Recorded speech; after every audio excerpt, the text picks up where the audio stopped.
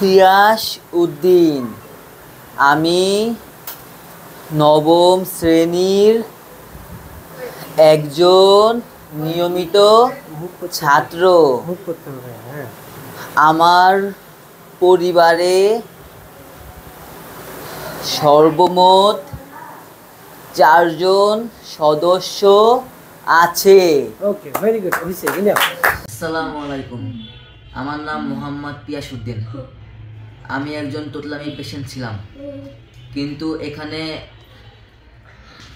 Treatment নেওয়ার পর থেকে আমার তোতলামিটা অনেকটা কমে গেছে। আচ্ছা, ওকে পিয়াস, আপনার তোতলামি কমলো, হ্যাঁ? কি করেছিলেন? থেরাপি নিচ্ছেন, এটা ঠিক আছে। আর আমি কিন্তু আপনাকে বলেছিলাম যে 3টা ব্যাপার মনে রাখতে হবে। একটা হলো বলার সময় ধীরে ধীরে কথা বলতে হবে, শ্বাসটা ছাড়তে হবে, তাই না? হ্যাঁ।